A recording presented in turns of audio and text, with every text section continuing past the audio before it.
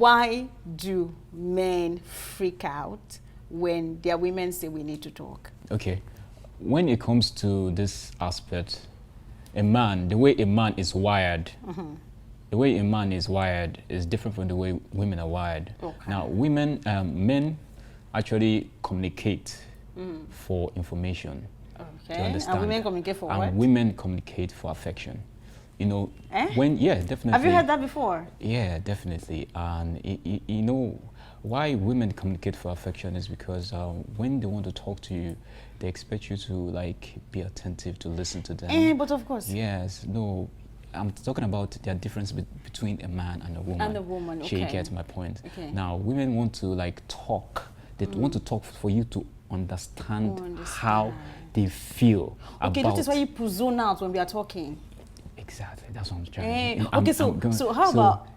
Go on. I'm going. So, but you see, men, we talk for information. Like we just want to like hit the point. Exactly, hit the point. She gets like. If you have something to say, like that's why you see guys, we don't check up on each other. We just, you know, alpha. If you want to get any details or any information, alpha, you get that in. She get. But for women, it's different. For a woman, you need to like sit down, listen, be present intentionally to listen. So hence, when she says we need to talk, your mind is already calculating. So when you said, so once a woman comes to you and so once a woman comes to us and say, okay, we need to talk, the man will just be like, that very moment, his whole engine will just shut down. He'll be like, Abi, I don't do something. I'm in trouble. He will not start looking for his phone, start doing also like that time. All his head is just remembering his a lot of girlfriend. things will just be catching Cynthia. Which one I call my wife? So that very moment, he will not be stable. Okay, so what if I come like this and be like, hey, honey, take off all your clothes. We need to talk. I would say that will not work because you are using his weakness against it. No. We are still going to talk now. It's the talk we want to talk. That time, he's not going to put all his mind to it.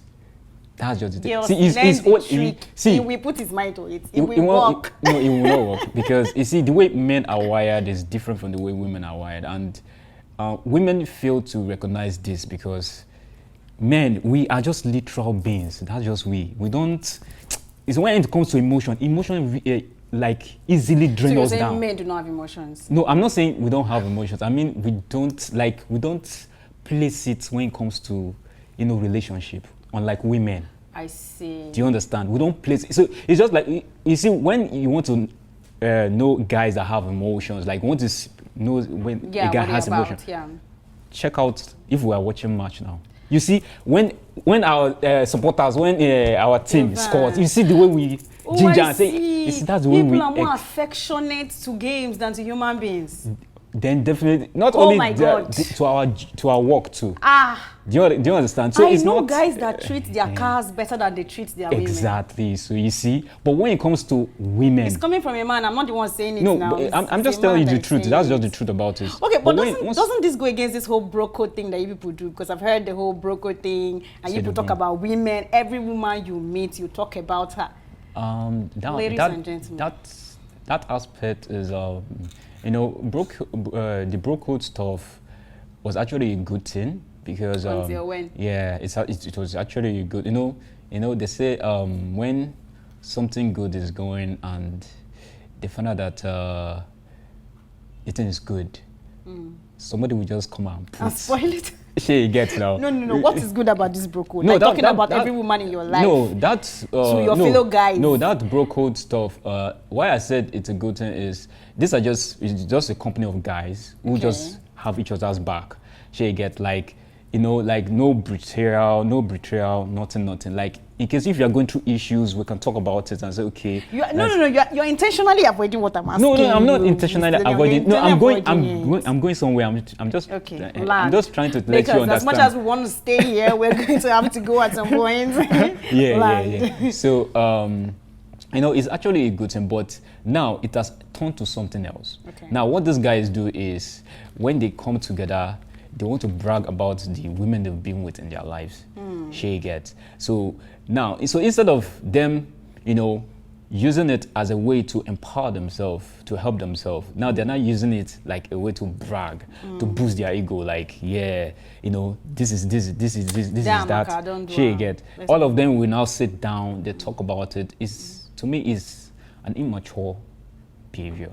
Okay. She get. Yes, an immature behavior, and it doesn't make sense. Now you don't roll with those kind of guys because they are mental. They're not mentally okay. Definitely, yes. Mentally mature. Yes, wow. That's just the truth about it. Because you cannot just because you had an intimacy with somebody, it was private. But some men talk a lot. Yeah, they talk a lot. Yeah, that's what I'm saying. That this self-control of a thing, most of them don't have it. Most of them don't want to like be a part of it. There's a saying in my place that when two people play, most times it is one person that they catch. Yeah, so another person they catch. If you know, you know. If there's anything you should take out from this show, from the beginning to the end, is that two people are going to play the play, and it is one person they are going to catch. And that one person, in most cases, it is you, my dear girl. It is you. It is you. And if I were you, I would run and subscribe to the AETV Live app because there is more from where this came from. Like more information, more knowledge, things that you did not know before. I mean, this is coming from, if I brought a woman to sit down here and she's saying some things, it would be as if it is a woman that's saying it. This one is coming from the mouth of a man, a relationship therapist at that, a marriage counselor. But then he has to say it so that we all hear it. And so far, I would really, really hate to let you all go, but at this point, we have to bring this show to a close. But before we go, I want to say a very, very big thank you to Mr. Daniel for honoring our invitation. Thank you for having me. And giving us some knowledge, telling us to have sense and not believing everything that his gender tells us. Oh, no. Now it's crazy. Any last words for us before we go?